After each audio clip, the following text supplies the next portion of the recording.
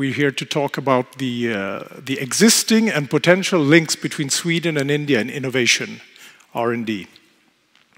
And it's very, very interesting to be here at this very juncture in time, because, as you know, Sweden and India has had very long links in manufacturing, in trade for almost a century now, increasing all the time. But when it comes to innovation and R&D collaboration, we're really in the first stages.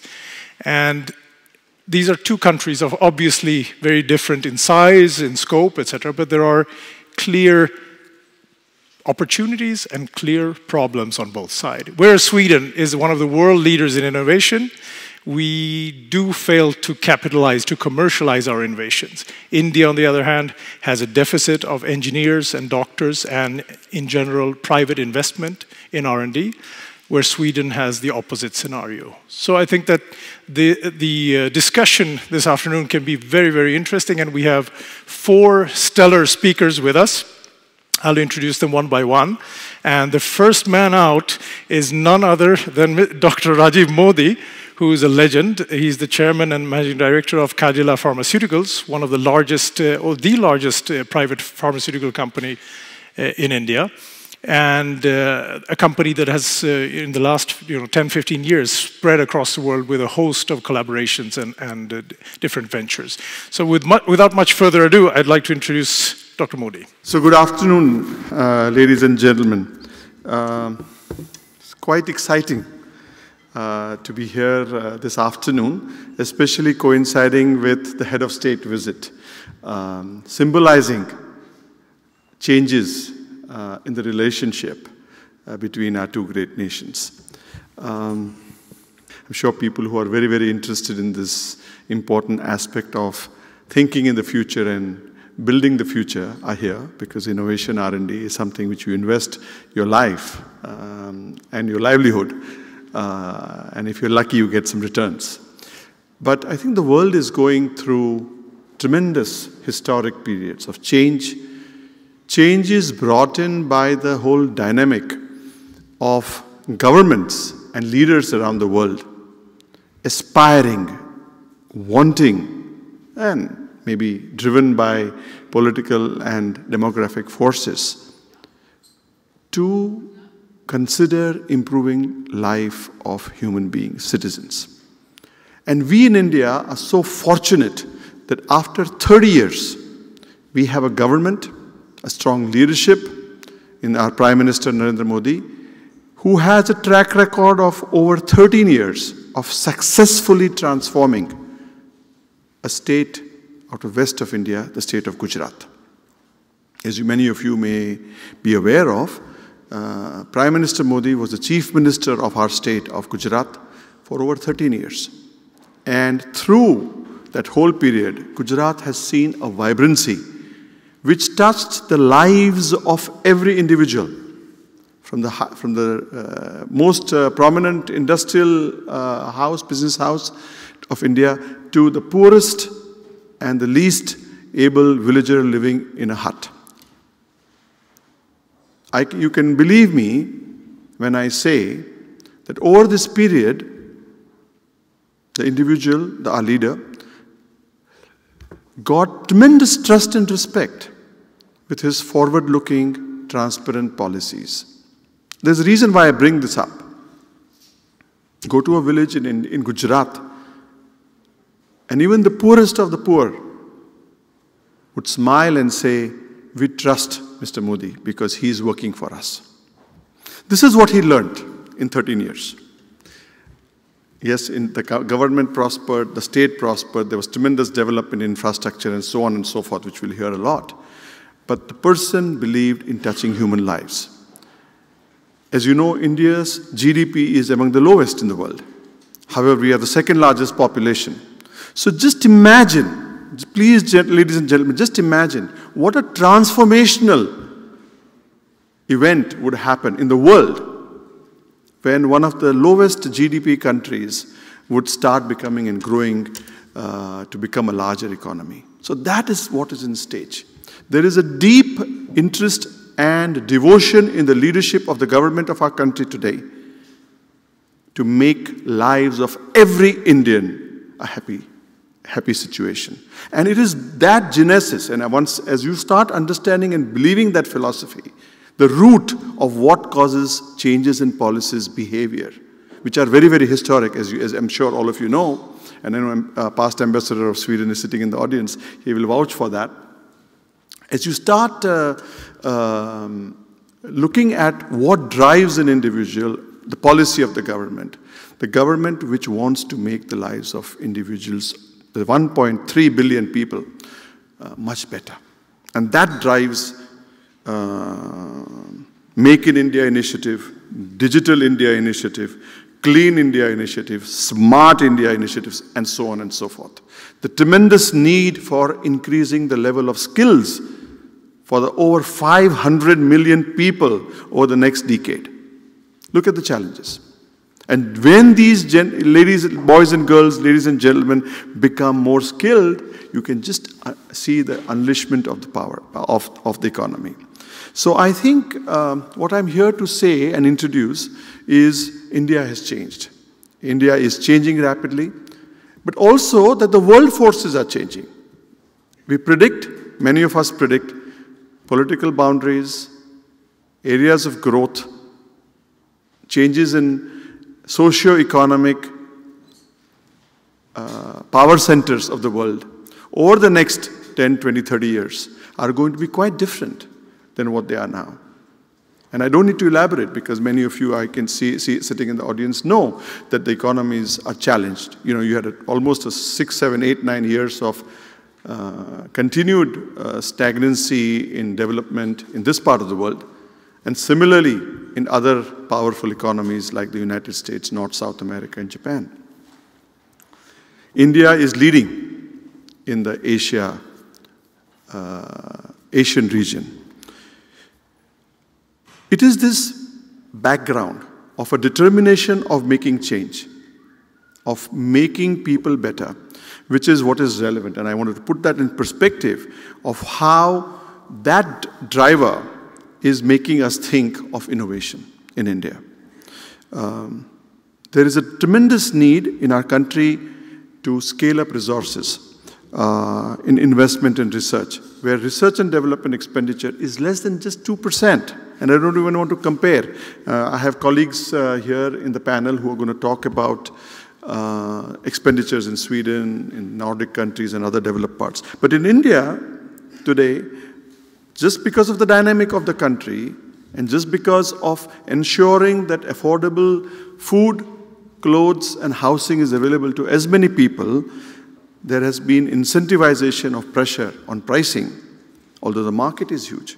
And therefore, there is a need for scale-up of investment in research and development as the economy grows, because there, as you can imagine, there's going to be huge, huge surplus of monies generated. On top of that, there is a determination of the current government to reduce wastages. So there's a double whammy. You know, you're going to have saving of resources which were deployed wastefully and increase in the income, which will catalyze availability of resources for the economists of you in the audience, to make sure that the missions of Make in India, Skilling India, Make Digital India and the new technology, a clean, a healthy environment for people to live, a smart environment for people to live, which are some of the initial directions of the government, and which all of these require tremendous collaborations between countries who have experience, who have gone through this historic events over the last 20, 30 years, and who can therefore collaborate, help, and work together with India. Having some knowledge of the culture and the people here, because for the last 3, 4, 5 years I have spent so much time interacting with the brilliant minds and people of your country. I'm fascinated with the ecosystem of Sweden, as is in other parts of the world. And therefore, I think there is again a historic moment for people, the government of Sweden and the Swedes, to come and visit India. Come and understand India. Come and talk to Indians. Come and live in India. Because you will realize the tremendous advantage that you can bring because of your knowledge, experience, and wisdom of having stayed, lived, and brought up in this ecosystem to the population of India. So there's a tremendous natural event which could happen of collaborations between our two economies. India also needs to develop its knowledge and economy ecosystem. You know, I'm not here to talk about the legacy of what happened and what was right and wrong of the history, but I know one thing: we have a bright future. And since we want to have a bright future, we can learn. This afternoon, I was listening very carefully and meeting with the Secretary of State of your largest ministry. I don't want to misspell his name. Secretary of Ministry of Enterprise and Innovation, Mr. Oscar Stenstrom, and claimed that under the new government in Sweden, this is one of the largest ministries. And he was talking and sharing of the 20, 30, 40 years of legacy of Stockholm City, when there were similar issues, as was shown earlier during the day by my colleagues from Scania and Volvo, showing photographs of wastages, saying this is India today. And if someone had, and I don't have that, but if someone had a photograph of Stockholm 30 years ago, it would be similar. So over the last 20, 30 years, Swedes, you have worked together, you realized these challenges and brought in technology. It's most appropriate for India.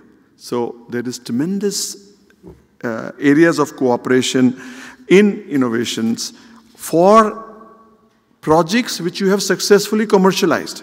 There was repeated insistence by the Secretary of State. We have done this. We had these challenging issues. We had issues of pollution. We had issues of clean rivers. Now today you can drink water from the city, from the river next to City Hall. But we couldn't do it some time ago. So there are ways by which these technologies, these collaborative efforts can really help. But more importantly, I think you have a land in Sweden full of universities, university towns, university cities.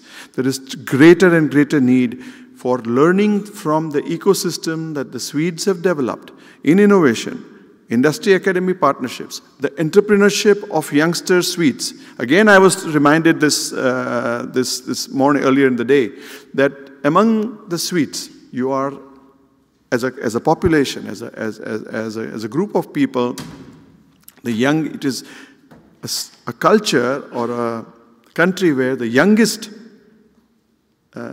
children of the youngest age go out and start living independently. So there is so much of freedom. We need to learn from that. The government, as of today in India, plays an important role in funding and encouraging collaborative research between India and industry. And I think there is also, as the economy of our country continues to grow, there is also tremendous need for industry to partner. And I think there are tremendous successful models, both in the private funding, angel funding, investment banking, private equity, and also in the public, the stock exchange. There are lots of models that the finance systems, ecosystems of countries like Sweden have learned and which we could adopt in our country. So all in all, I think there are, I would encourage tremendous collaborations at all levels. And from the pharmaceuticals, and last few minutes, Cadila is one of the leading privately held pharmaceutical companies of India. India, as you all know, is the home ground for the manufacture of cost-effective, affordable, high-quality generic medicines for populations around the world. Billions and billions of people of India and people around the world have benefited from products produced in India but sold and used in different parts of the world. 20% of America's generic medicines are made in India. And I can go on and on.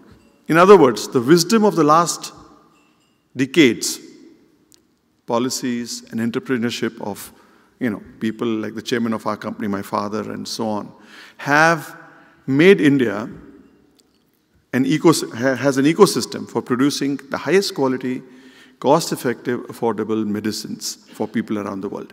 It's recognized globally.